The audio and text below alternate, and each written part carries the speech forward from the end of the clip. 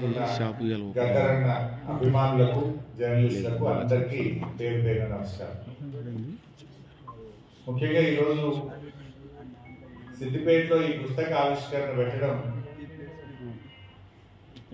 చాలా సంతోషంగా ఉంది.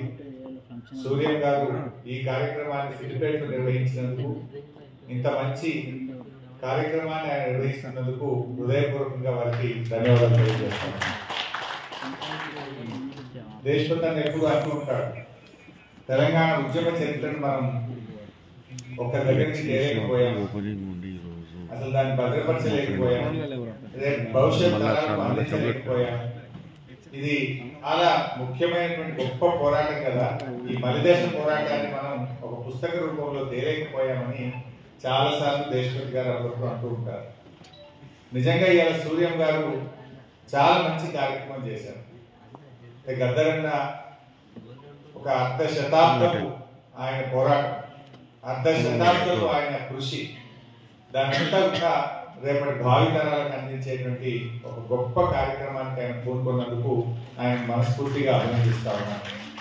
నిజమైన వారసుడు అనిపించుకున్నాడు. పదవుల కోసమో ఇంకా దేనికోసమో కాదు, నాన్నగారి యొక్క గొప్పతనాన్ని, ఆయన పోరాటాన్ని రేపటి భావి తరాలకు అందించేటువంటి ఒక మంచి కార్యక్రమాన్ని సూర్యం గారు తీసుకున్నారు. ఈరోజు బతుకమ్మ పండుగలో ఒక్కొక్క పువ్వును పెంచి మనం బతుకమ్మను ఎలా తయారు చేస్తామో, సూర్యం గారు గద్దర్ గారు పాడిన ఒక్కొక్క పాటను పేర్చి ఇవాళ పాటల బతుకమ్మ అద్భుతంగా తయారు చేశారు. గద్దర్ గారి పాటలు ఇందాక దేశభక్తి అన్నారో, సిద్ధార్థ వారి పాటలు కావాలంటే ఎక్కడెక్కడో వెతుక్కునే పరిస్థితి ఉండేది. కానీ ఆయనకుండే కోట్లాది మంది అభిమానులకు, మరి ఎంతో మందికి ఒక గ్రంథం రూపంలో ఒక పాటల బతుకమ్మని ఒక తయారు చేసి సమాజం ముందు అందించడం, అది సిద్దిపేట కేంద్రంగా ప్రారంభించి వాటిని ఇనాగ్రేట్ చేసుకోవడం నాకు ఎంతో సంతోషంగా కూడా ఉంది. గద్దరన్న పాటలు ఇవాళ అసలు నాకు తెలిసి ఆయన లేని ఉద్యమమే లేదు. అది ఏ పోరాటం అన్నా కావచ్చు, రైతాంగ పోరాటం కావచ్చు, సాయుధ పోరాటం కావచ్చు, తెలంగాణ పోరాటం కావచ్చు, ఆయన లేని పోరాటమే లేదని ఈ 5 దశాబ్దాల కాలంలో జరిగిన ప్రతి పోరాటంలో గద్దరన్న ఉన్నాడు. అది సారా ఉద్యమంకి వ్యతిరేకంగా జరిగిన పోరాటం కావచ్చు, రైతుల ఆత్మహత్యలు కావచ్చు, దళిత ఉద్యమం కావచ్చు, విప్లవ పోరాటం కావచ్చు, ఏ పోరాటమైనా ఆ పోరాటం వెనుక గద్దరన్న ఒక గొంతుకై నిలిచింది. అంటే అది న్యాయం అనుకుంటే ఆ పోరాటానికి అండగా నిలిచిండు. అన్యాయాన్ని ప్రశ్నిస్తూ అందరితో కలిసి పనిచేసినటువంటి వ్యక్తి గద్దరన్న గారు. నా అదృష్టం, మలిదశ తెలంగాణ ఉద్యమంలో గద్దరన్నతో కలిసే అదృష్టం నాకు. చాలా సార్లు మా ఇంటికి వచ్చి మేమందరం కలిసి భోజనం చేసిన గొప్ప తీపి జ్ఞాపకాలు కూడా నాకు ఉన్నాయి. గద్దరన్న మేము కలిసి అనేక సార్లు భోజనాలు చేసేవాళ్ళు.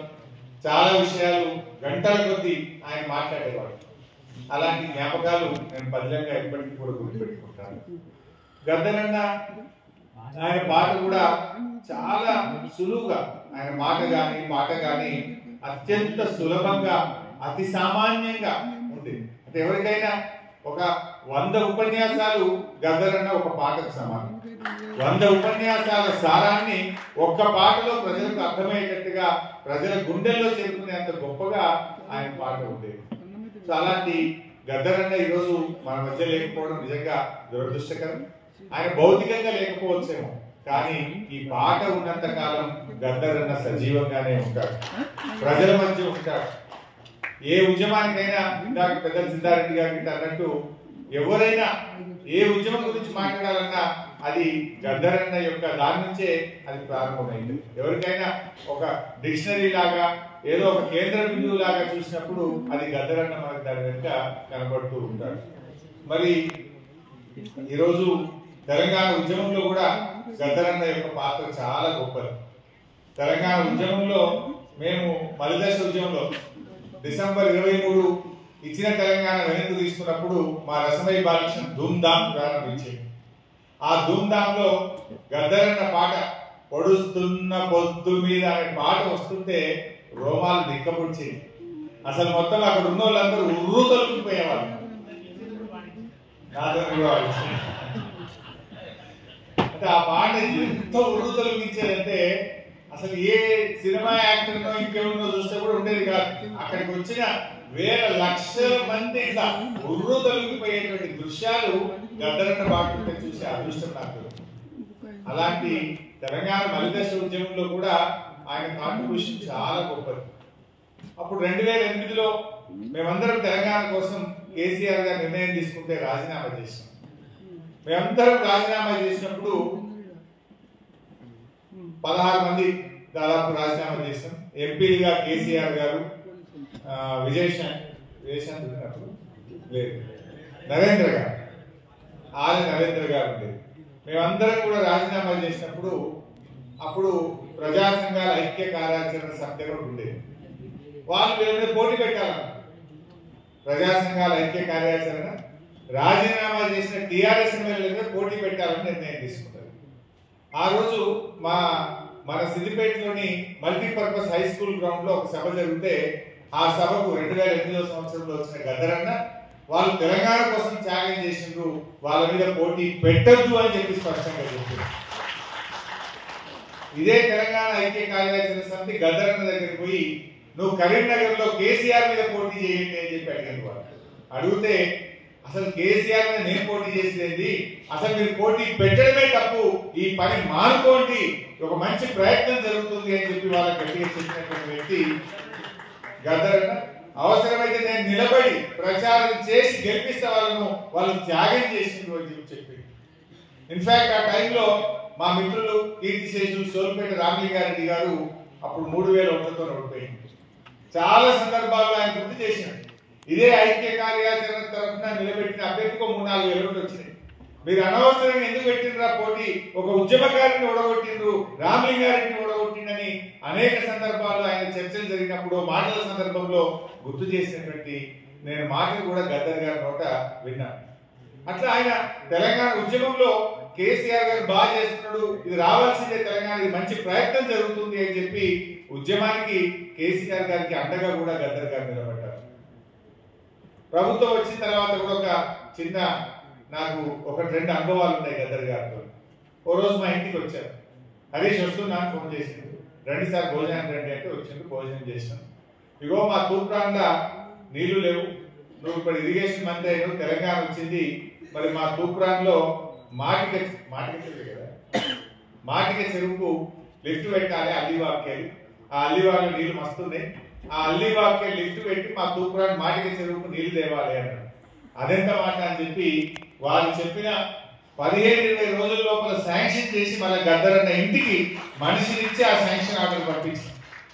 8-9 నెలల్లోనే ఆ లిఫ్ట్ ఇరిగేషన్ పనులు పూర్తి చేసి గద్దరన్న చేతుల మీదుగా దాన్ని ప్రారంభోత్సవం చేసే అదృష్టం అవకాశం కూడా నాకు ఆ రోజుల్లో దొరికింది. ఇంకొక మంచి జ్ఞాపకం, ఓసారి కేసీఆర్ గారికి గద్దరన్న ఒక ఉత్తరం రాశారు.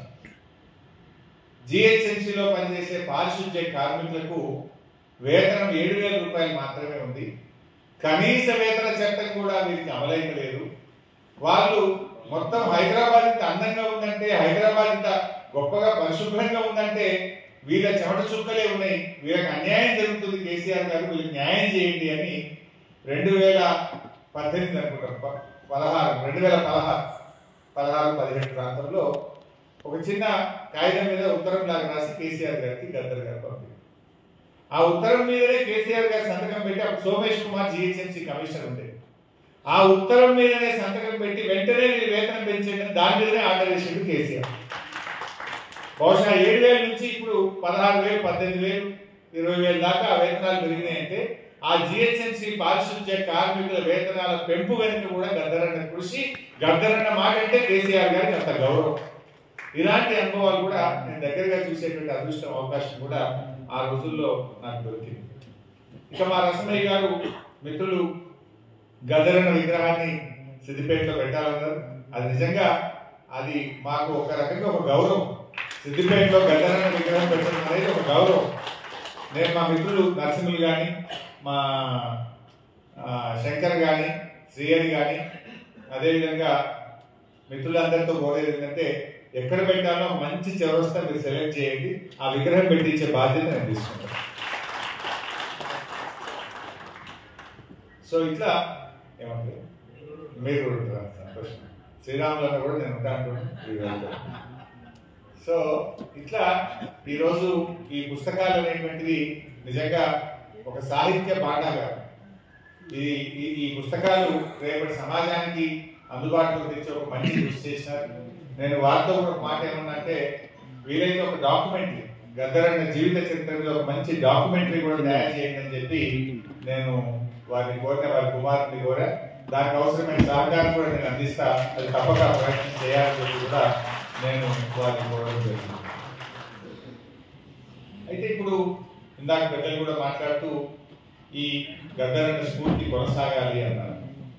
నిజానికి ఎందుకు కొనసాగాలి? ఇవాళ స్వాతంత్రం వచ్చి 10 సంవత్సరాలు అయినా కూడా ఇప్పటికీ ఇంకా సమాజంలో అసమానతలు ఉన్నాయి. ఆ అసమానతలు పోయేదాకా కూడా ఈ స్ఫూర్తి, వారి ఆలోచన విధానం కొనసాగాలి. దాన్ని ముందుకు తీసుకుపోవడానికి వారి వారసులుగా అందరూ కూడా మనందరం కూడా కృషి చేయాల్సిన అవసరం అయితే ఉంది. అది రూపాలు ఏదైనా కావచ్చు, ఎవరు ఏ రూపంలో వస్తారు కావచ్చు, కానీ ఆ స్ఫూర్తిని అయితే మనం కొనసాగించాల్సినటువంటి అవసరం అయితే ఉంది. ఇకపోతే మరి గద్దరన్న ఈ పుస్తకంలో ఇందాక చూస్తా ఉంటే వారు రాసిన ఒక లేఖ, మా సిద్ధారెడ్డి సారు ఈ మధ్యనే మీరు చూసింది అందరూ కూడా, 1 కోటి రూపాయలు ఇస్తామంటే నాకు 1 కోటి రూపాయలు కాదు 3 కోట్ల ప్రజల ఆదర అభిమానాలు, ప్రేమ, తెలంగాణ ముఖ్యమని చెప్పి దాన్ని పునఃప్రాయంగా తిరస్కరించిన సిద్ధారెడ్డి గారి మాటలు మనం ఈ మధ్య చూస్తున్నాం. గద్దరన్న ఒక లేఖ రాసినాడు, ఈ పుస్తకంలో ఉంది, అండర్ గ్రౌండ్ లో ఉన్నప్పుడు రాసినటువంటి పుస్తకంలో. అప్పుడు నాజర్ గారని బుర్రకథలో అద్భుతమైనటువంటి కళాకారుడు. గద్దరన్న ఒగ్గు కథ చెప్తే నాజర్ గారు బుర్రకథ చెప్పేవారు.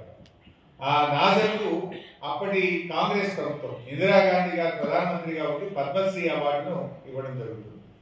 ఆ పద్మశ్రీ అవార్డు నాజర్ తీసుకుంటే నాజర్కు గద్దరన్న రాసిన లేఖ ఏం రాసిండు అంటే, డియర్ నాజర్, తెలంగాణ పోరాటం నిన్ను ప్రపంచానికి అందించింది, ప్రజా కళాకారునిగా మలిచింది. ఆ తెలంగాణ ప్రజలు ఇంకా ఆకలితో ఉన్నారు, అంచబడే ఉన్నారు, దోచబడుతున్నారు, చెరబడుతున్నారు, చెట్లకు కట్టి కాల్చబడుతున్నారు, ఆయుధాలందుకొని సాయుధ పోరాటంలోనే ఉన్నారు.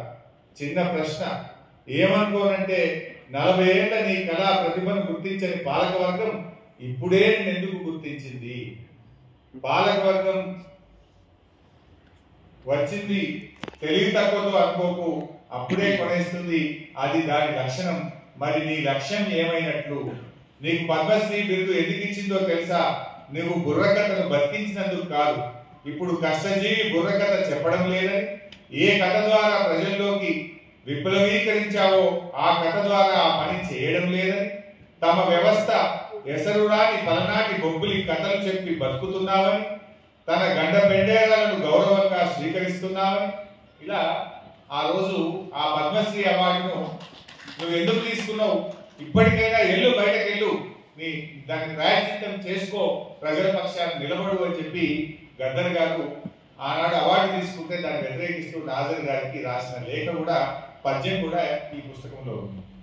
అంటే ఎప్పుడైదాకైతే ప్రజల లక్ష్యం నెరవేరదో, ఎప్పటిదాకైతే ప్రజల ఆలోచనల్ని మనం పూర్తిగా ప్రభుత్వం తీసుకువెళ్ళదో ఆ అవార్డులకు అర్థం లేదు అనేటువంటి మాట ఆనాడు గద్దర్ గారు చెప్తే ఇవాళ మన నందిని సిద్ధారెడ్డి గారు దాన్ని రుజువు చేశారు.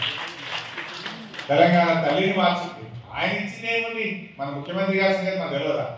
ఆయన తెలంగాణ ద్రోహి, ఎన్నడూ జై తెలంగాణ అనని వాడు, ఏనాడు అమరులకు 2 పువ్వులు పెట్టని వాడు, ఏనాడు తెలంగాణ ఉద్యమ పోరాటంలో ఒక్కనాడు కలిసి రానివాడు. అయితే దానికి ఉన్నటువంటి ఆ ఆత్మన్యూనతాభావం దాన్ని తొలగించుకోవడానికి తనకున్న మరకలను ఇలాంటి అవార్డుల పేరు మీద కొంత దాన్ని చరిత్రను మలిపేటువంటి ప్రయత్నం, తన తప్పిదాలను కప్పిపుచ్చుకునేటువంటి ప్రయత్నంలో ఇలాంటి ప్రయత్నం చేస్తున్నాడు. మరి ఆ చేసే ప్రయత్నంలో నిజాయితీ ఉందా అంటే, మన తెలంగాణ తల్లి చేతిలో ఒక బతుకమ్మను తీసేసిండు, తెలంగాణ తల్లి రూపాన్ని మార్చిండు. ఇలాంటి నచ్చలేని కనుకనే సిద్ధారెడ్డి సారు మరి అంత రుణప్రాయంగా తిరస్కరించిన ఆ సిద్ధారెడ్డి గారు మన సిద్దిపేట ముద్దుబిడ్డ కావడం కూడా మనకు ఎంతో గర్వకారణం.